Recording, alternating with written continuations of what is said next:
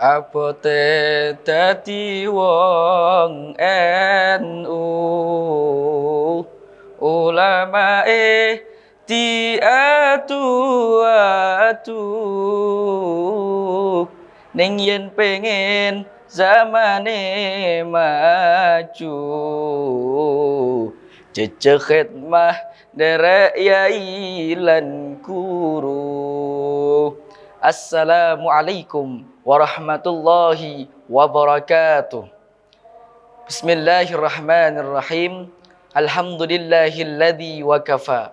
Wassalatu wassalamu ala sayyidinal Mustafa wa ala alihi wa sahbihi ahli sidqil wafa. Amma ba'd. Pemirsa yang dirahmati Allah, perlu kita ketahui bahwasanya Nahdlatul Ulama atau yang sering kita sebut dengan NU adalah sebuah lembaga organisasi yang berkembang pesat di dalam dunia pendidikan pondok pesantrennya.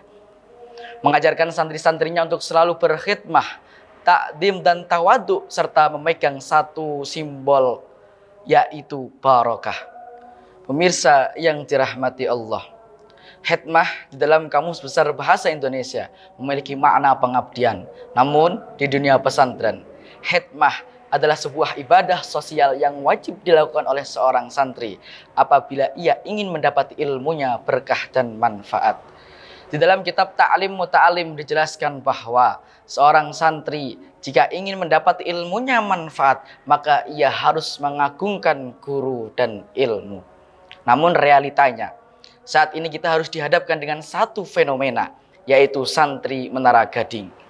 Banyak pemuda atau Gen Z di antara kita yang sering memiliki ilmu tinggi, namun tak pandai menjaga diri. Pandai berdebat ke sana ke sini, Masya Allah sekali. Namun ketika ia pulang dan menghadapi masyarakat, ia tak mampu menyelaraskan diri.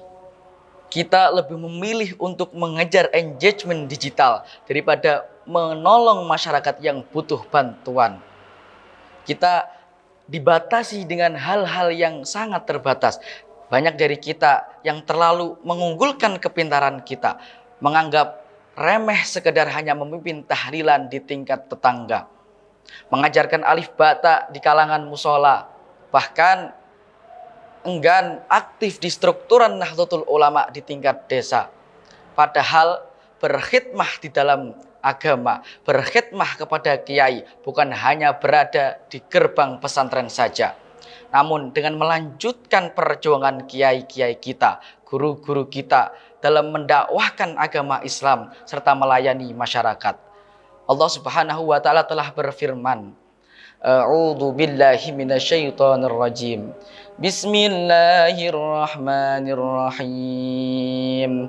Ya ayyuhalladzina amanu irka'u wasjudu wa'budu rabbakum waf'alu khairan la'allakum tuflihun. Yang artinya, wahai orang-orang yang beriman, rukuklah, sujudlah dan beribadah kalian terhadap Tuhanmu, dan berbuat baiklah kalian agar kalian beruntung.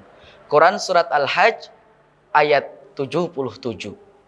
Pemirsa yang dirahmati Allah, kata waf'alu khairat adalah kunci dari seorang santri mendapati kesuksesan dan keberuntungan, yaitu berbuat kebaikan.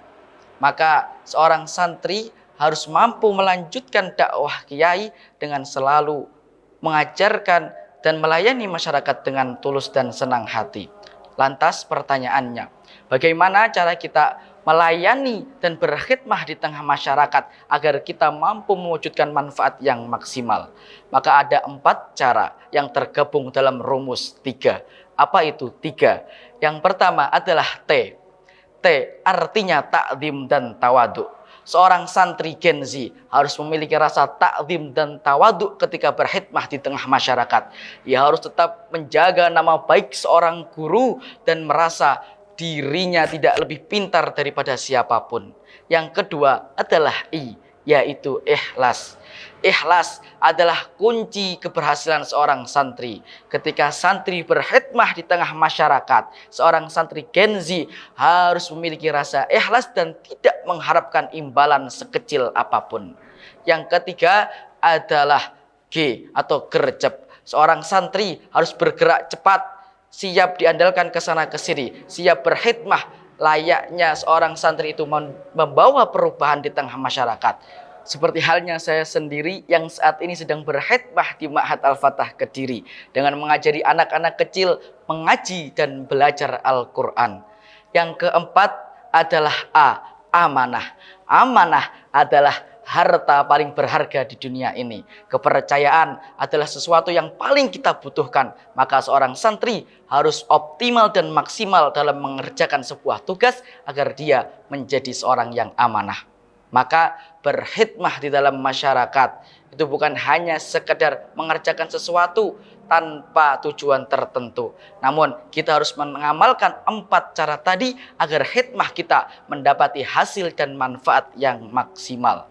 Ingat, seorang santri bukan hanya ia yang berada di gerbang pondok pesantren. Namun siapapun yang mau mengabdikan diri di tengah masyarakat dan merujuk kepada para kiai, maka itulah yang sebenarnya seorang santri. Mungkin demikian yang dapat saya sampaikan. Ada kurang lebihnya mohon dimaafkan. Wassalamualaikum warahmatullahi wabarakatuh.